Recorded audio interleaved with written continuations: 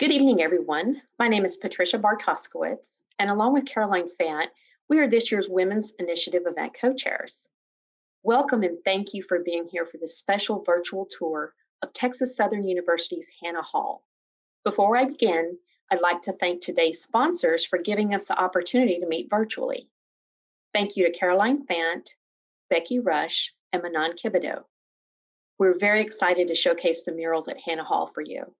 We also want to thank the staff at Texas Southern University for allowing United Way to come in and film this incredible experience.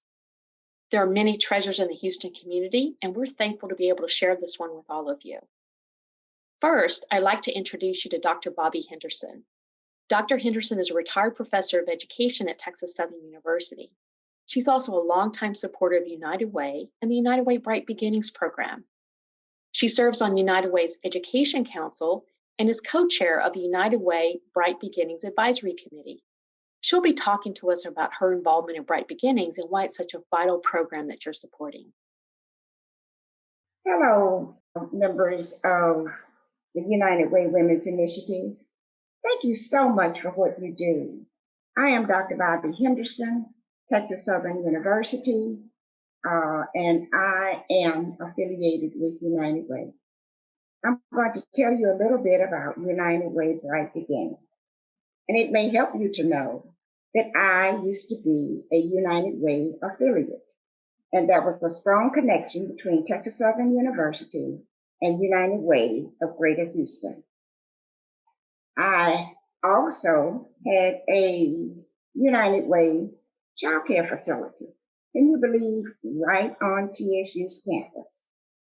And then I began to learn about early education and the importance of early education for young children.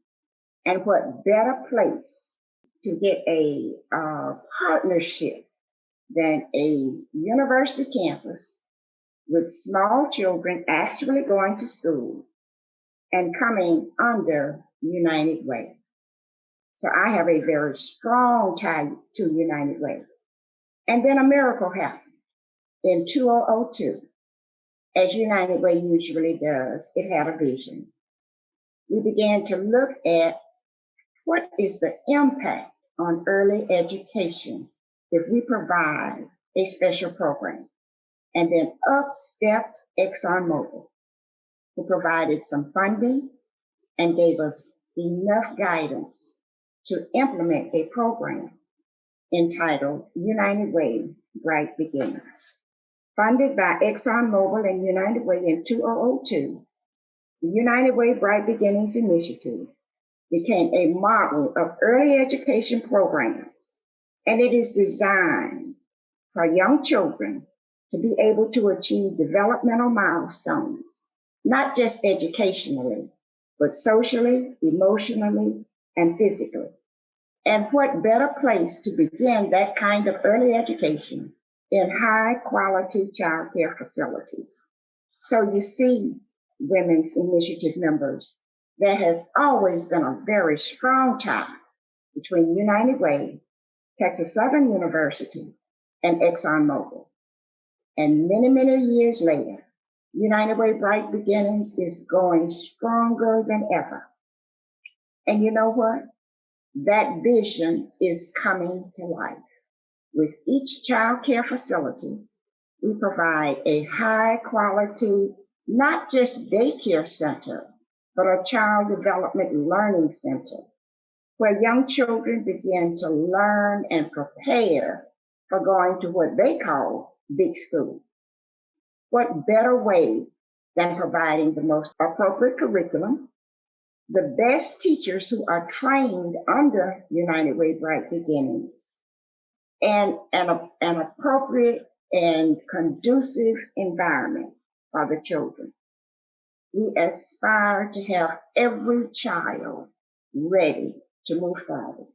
We aspire to have every child and their family ready to understand what education and school is all about. Through high quality facilities, not just daycare, let me say that again. Daycare denotes just taking care of the children. Our high quality facilities who, by the way, are credentialed through the National Association for the Education of Young Children. And that is our guiding force. We look at our evaluations. We self-evaluate. We self-assess ourselves to determine, is this the right start for school, for communities, for parents, and most of all, for young children. Women's Initiative members, we are so appreciative of everything you do. We know that you have a vision too, not only for young children, but for families, children, and communities. And particularly at this time, we consider our child care facilities essential places for the children to go, since we are so sure that the parents have to continue working. These teachers are essential workers. Our United Way Bright Beginnings facilities are essential places. They are safe. They are providing children with everything they need, even during this time. Our evaluation system has provided us with proven results throughout the years. We have the most strategic plan in place for evaluating each of our centers, for evaluating the growth of our children, for evaluating what they need, not only educationally, again, but socially, physically, and emotionally. It takes a strong vision on your part to understand what United Way Bright Beginnings is all about, to understand the necessity of providing early education, to understand the necessity of what high quality early education is. You have the vision. We are trying to put it into practice. We are giving you as much data as we can, and you are providing yourself, not only through your dollars, but through the books that the children will be able to take home and continue their learning. Women's Initiative members, we thank you. We are indebted to you. Remember, United Way Bright Beginnings is a model early education program. And I am a firm believer, since I have worked on the front line, that if we have high quality early education, then we won't have those problems when the children get to elementary, middle school, and high school. We have proven results that those babies who attend United Way Bright Beginning centers, they remain in school, they have fewer allocations at school, their test scores are higher, they know how to interact with each other, they know how to speak up, they know how to just be little children, but learn and strive and enjoy education. And that's what United Way Bright Beginnings is all about. Thank you so much for all you do. And we are always available for you to visit a center when the time is right and this virus is over. Thank you again. Be safe. Thank you for sharing with us, Dr. Henderson. It's always a pleasure to learn more about where our support is helping the community. Hello, everyone. My name is Caroline Fant, and I'm also one of the Women's Initiative event co-chairs. Last January, during the Women's Initiative Staycation, we had the opportunity to have a discussion with Dr. Alvia Wardlaw from Texas Southern University. Ever since then, we have been moved and eager to learn more about TSU and the art these students create. Dr. Wardlaw is the University Museum Director and Curator. She is one of the country's top experts on African American art and history. Dr. Wardlaw grew up in the Third Ward and was the first African American to receive a PhD in art history from the University of Texas. Her career is filled with honors and awards, including a Fulbright Fellowship in West Africa and being inducted into the Texas Women Hall of Fame. She was co-curator of the groundbreaking exhibition, Black Art, Ancestral Legacy, The African Impulse in African American Art, and her highly acclaimed The Quilts of Gee's Bend broke attendance records at major museums across the country. I have the privilege of serving with Alvia on another nonprofit board, And let me tell you, we're in for a treat. Alvia, take it away. Good evening, members of the Women's Initiative. I'm Alvia Wardlaw, Professor of Art History and Director of the University Museum at Texas Southern University. And it's my delight and honor to welcome you to this virtual tour of the historic Hannah Hall Murals here on the campus of TSU. Here at Texas Southern, we are very proud of the fact that we are the only university in the United States that has such a number of historic murals created by our art majors. There are actually over 128 murals on campus, ranging from the mid-1950s, as this one behind me is represented, into the 21st century. The idea for the murals came from the founder of the art department, the great Dr. John Biggers. He gained the awareness of the importance of murals when he was a student at Hampton Institute, and he brought with him this idea to create murals here in Hannah Hall, which was the first major building at Texas Southern. So we begin with a historic work like this one created by Abe Washington in 1951. And you can see on the far left of the mural, there's an attention given to the violence and the tragedy of life in the South following the Civil War. The young artist then moves into Reconstruction and looks at all of those opportunities of education that were made possible by Black teachers and Black educators, such as Booker T. Washington, who's shown there in the center of the mural with his great famous phrase, "Cast down your buckets where you may."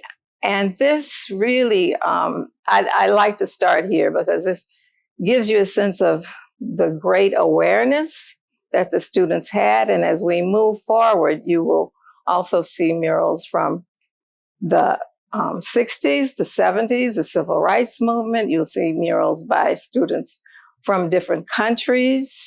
There's a great diversity of cultures represented in these murals. And not only is the history compelling, but the color, the vibrancy, the design, the composition of these works of art are absolutely breathtaking. So I welcome you, and I hope that you enjoy our brief tour. I love showing this mural by Tavoris Royal to visitors and students because it is such an historic interpretation of a pivotal time in America's history. In the middle of the mural, you see Thurgood Marshall, who argued the Brown versus Board of Education case at the Supreme Court. And that case, which was won by Attorney Marshall at the time, led to the desegregation of the schools throughout the United States. And for those of us who grew up in Houston, we remember those times. So Mr. Royal shows the impact of this on the children throughout the country. Again, this sense of the importance of education as a means of uplifting a community. And then on the far end, you see Justice Earl Warren, who read the case and gave the decision, which was in favor of segregation of the schools. And I often think, did this young artist have a sense of destiny when he painted this mural? Would he have known or had a premonition that one day Thurgood Marshall himself would become the first African-American Supreme Court justice in the United States? So I think the fact that Dr. Biggers allowed students the opportunity to express their response to what was going on around them was very, very important. And at the same time, some of the murals that you'll see are total fantasy. They represent their home and their neighborhoods. Some are pure, beautiful design. Some relate to African culture. So I do hope that you get a chance to come and see these in person. But right now, enjoy seeing the murals that we are showing you. Some of you may already be aware of the artist Kermit Oliver, who shows his work here in Houston at Hooks Epstein Galleries and is a major artist in the House of Hermes. Kermit Oliver is the only American artist who designs for the great Parisian fashion house, and he has designed over 17 scarves for Hermes over the past 2 decades. Kermit was a prolific muralist while he was here at Texas Southern. He graduated in 1972. He did more murals in Hannah Hall than any other artist. So I just wanted you to be able to see one of Kermit's timeless works, which speaks to the struggle of humanity. And it speaks to us today, and with as much strength as it did when he painted this in the late 60s. So another proud TSU Tiger, Kermit Oliver. A number of the artists in the mid-60s looked at their African heritage as a part of the inspiration for their murals. You see works representing Egypt and the great temples of Taharka. There are works showing African women in their daily lives. There are also works that are representative of their own past, their own homes, like this mural, which shows a scene from rural Texas. And Dr. Biggers was always encouraging the students to look at where you come from, capture what is yours. So this family shown with the men outside on the front porch playing checkers. The women in the kitchen, one is churning butter, another one is preparing something for a meal. Their heads tied in the traditional African fashion, and then a mother tending to a sick child here are all representative of their link to nature and to the past. You can see the big bag of sweet potatoes, watermelon, corn here, the bounty of the earth right on the front porch, and then the men with their cows and cattle out in the fields. Right next to it is another Kermit Oliver. As I said to you, Kermit painted so many murals, and he was so interested in this medium that Dr. Biggers just let him, if there was an empty wall, he allowed Kermit to paint it. This is one of my favorite murals as well, because it's such a genre scene of life in the Black community.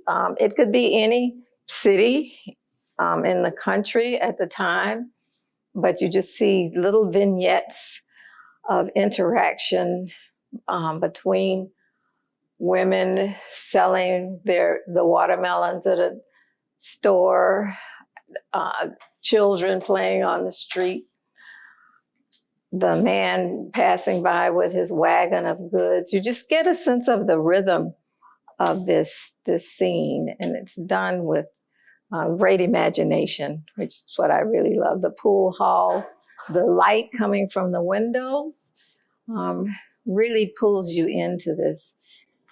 Some of our early artists were veterans, so you have works like this done by veterans who had served, in the war and are reminded of Hiroshima, all of the warfare that they experienced, and many of them came directly from being active military to using their GI Bill to enroll here at TSU. So some of our first art majors were veterans. I think this is another representation of Thurgood Marshall here. And, you know, there's this kind of futuristic aspect of these murals that show the possibility of African Americans reaching out. And then John Bullock, this mural was done more recently in 2013. And he uses religion as a metaphor for salvation of communities. And I think he has captured this very well, very dramatic scene of pouring down waters. For every mural in this collection, there is a great story about its creation that the artist can share with us. We are fortunate to have two artists, Birch Samples and Jesse Cifuentes, share today their inspiration and philosophy that underlies the creation of their murals. Yes, my name is Birch Samples. I usually just go by Birch Samples. I'm a graduate of TSU in 1977. I did this mural here on December 77. And it's one of the traditions that have been held up at the university and the program at TSU and this was probably 30 years running before I was even start working here. And I discovered these murals by just taking a college entrance exam with my cousin and decided that I might want to walk through the hallways here and discover the murals for the first time. And then I was connected from that point on. And then fortunately, I watched one of my teachers work on his murals. Unfortunately, they're not here anymore. And he told me what I had to do to get to do this. And I entered into the art program that fall. And I stayed here for about 5 years and learning the trials and tribulations of becoming a young man and getting knowledge of what it is to be not just a young man, but a young Black man in an evolving culture in a southern city like Houston, and developing your skills as an artist, but also as an educator as well, because all these murals here you get to learn or informing you about the person in the environment that they grew up in. So to me, these murals are just as significant as any book you can find on campus. These murals are epic storytelling. I learned the tradition of doing art from a allegory or narrative perspective in the classical sense that the history of art has taught us over the millenniums, and but using it in a way that is deeply personal. And I think that's always the best way to start and continue to evolve as an artist. So, and what this mural reflects is I'm taking a long nap on my mother's kitchen table after learning she had just passed away. And this was the impetus of doing a mural because it was a dark passages in my life. And I would remember some of the happy moments in each glass panel that you have here, the feeling, just the energy of being out in nature, the harmony between plants and animals, and then coming in contact with the harsh realities. And in the upper left-hand corner, I was kind of discover what it is to be Black, as is currently even today. So nothing's really changed since the time, and even before the time, I started coming to TSU and learning the legacy. To talk about this is to reflect what's happening here. This is done all in symbolic form. And this is kind of a pictorial passage of highlighting different moments of my youth. And, living with some of my grandparents in Fifth Ward and hearing stories that my mother told them about her past and her relatives, gave me a close affinity of what it means to be out in nature, what's the miracles of growing things in the earth and watch it grow up and sprout, being around animals like chickens and dogs, all types of animals, and hanging in a fruit tree that my grandmother planted. These are just kind of things that was just very kind of harmonious as me being, a young person.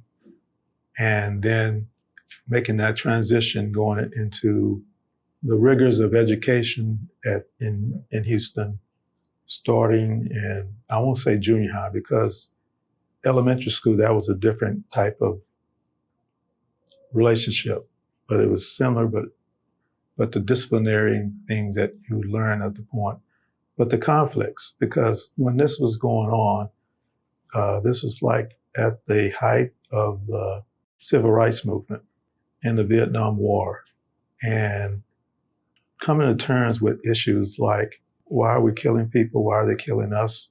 Both in Vietnam and more importantly here. But the time I did this was the impetus was when I was going through a turmoil of surviving high school and being pursued by the police, having that kind of violence around you the whole time, and having an outside force that has protected me to get to this point, and then making a greater vow of continuing my studies once I learned of the passing of my mother right here. And so I use a clock to show a shift of time and trying to make sense of, life and worlds from sunrise to the middle of midnight here. And that's my dream that's happening here. My name is Jesse Cifuentes, Jr. I graduated from Texas Southern University in 1978. I first came here in 1973, so from 73 through 78, I was an art student at Texas Southern University under the direction of John Biggers, Carol Sims, and others. This is my senior graduation mural. Every art student has to produce a mural, and this is mine. It's entitled The Family, or A Family Scene. And the reason I chose that is because, Dr. Biggers was a big influence. He always stressed the matter of the family as an item to document. With the family being a universal unit, or the nucleus of a neighborhood, the family plays a big, important part. So there's different facets to the family. And one of the things that I put in this mural with the family as a unit is that I put the turtles in there. Turtles signify old age and wisdom. So with the family, there's a long, sturdy road of wisdom that's handed down through the family. A lot of culture is derived by that means of leaving it, whether it's a written history, an oral history, or a visual history. So this is what I put with the family, the unity, the togetherness. And then I also put the hidden things of the family that keeps it together. And they're in the hands of another unit there. And I also put the corn and the pumpkin. The corn and the pumpkin signify the food of each family. Every culture is sometimes identified by the food or the culinary arts of that family that they hand down. And some of the things are handed down for generations. And that's one thing I wanted to portray with that family. And over here, I also put the importance of the senior citizens.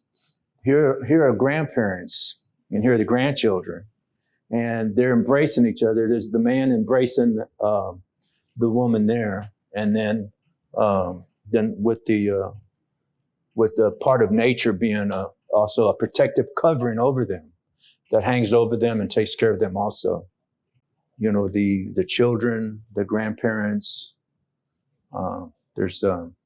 You also put something hidden down in the ground. That's a serpent or a snake or something poisonous, but it's always hidden and it's always in the background trying to govern or to dismantle the family unit. Murals are the pen for the artists. You know, they say the pen's mightier than the sword. Well, the pen for the artists are murals. And that's one way to make it public. Most artists, you know, either in museums or in people's homes. But with murals, they belong to the public. And, you know, I'm glad to see that in Houston now, that there's a lot of public work out. You know, not only did I get my training here at Texas Southern University, which carried me all the way through my retirement in the school district, but I also had the opportunity to come on board to work at Texas Southern University in the art department.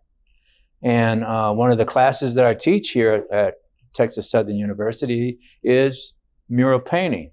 That's Dr. Bigger's class. And my MFA is in ceramics and ceramic sculpture. So that's Carol Sims' department. So when I got this job here, my son pointed out to me, he said, you're getting into some mighty big shoes. And I didn't realize it until then. I said, wow, this is the two classes that were founded by the art department was founded by these two gentlemen, Dr. Biggers and Carol Sims. It's a big honor to teach those classes, and I'm very proud of it. This is a more whimsical mural done by a graphic artist who has since moved to California, where he has his own graphic design building. But this is a painting of the Sterling Student Life Center. And the artist has focused on the life of the Greek sororities and fraternities on campus and enlivened it with the mascots from the various sororities and fraternities. And this is how the Student Life Center building really looks, because all of the sororities and fraternities have their own tree, which they painted. It's always a center of a great deal of activity. Here's the AKA tree, and as you know, the Vice President-elect, Kamala Harris, is a member of AKA sorority and attended an HBCU, Howard University. So the dynamic of the HBCU, I think, is captured here in a very lively manner, because it's always the center of activity for the students. And finally, I want to show you another mural. Again, the theme of education, leaving home to get that education is an important step. We have a number of students who are first generation students here at TSU, so having that degree is something very important. So I wanted you to see this particular mural because it was done in 2006, and it represents an important chapter of Gulf Coast history. In its content, this was a response to Hurricane Katrina by the young artist Perrin Green, who actually transferred from University of New Orleans to Texas Southern after his family had to leave New Orleans and move to Houston in the wake of the great and destructive Hurricane Katrina. And you can see here his memories of what it was like being on rooftops, holding up families, protecting babies, homes and buildings being submerged by these great waves. And for the artist, it called to mind the history of New Orleans as a major slave port for the country, and the spirit of the swamp, the spirit of the waters of New Orleans, here rising from the water, holding the tambourine, waving it towards the Superdome, which you remember was a major center for the survival of thousands of people. So the fact that Perrin left this document of his journey after Katrina is kind of an homage to the relationship that we all have as neighbors along the Gulf Coast. But it's a very powerful mural. Some of the most powerful murals created by students here at Texas Southern were created during the height of the Civil Rights Movement. There were Texas Southern students who were participating in local protests and sit-ins. In fact, right down the street at what was in Weingarten's grocery store, a number of TSU students led by students from the law school sat in at that community grocery store until the store was desegregated. There was a great deal of activism. Students, just as today, were finding their voices. And for the students of Dr. John Biggers and Professor Carol Harris Sims, they expressed their thoughts through their art. And the murals from this period, such as the great masterpiece behind me by Edward Mills, captures the layers of conflict, the lack of social justice for African Americans, especially the Black male, the evidence of police brutality in Black communities like Third Ward were documented and captured on these walls. It is to the credit of John Biggers that he never censored the ideas of these young artists. What he wanted was the completion of masterful works of art. As long as that was done, as long as they used their talent and discipline to design wonderful works for us to contemplate half a century later, he was fine.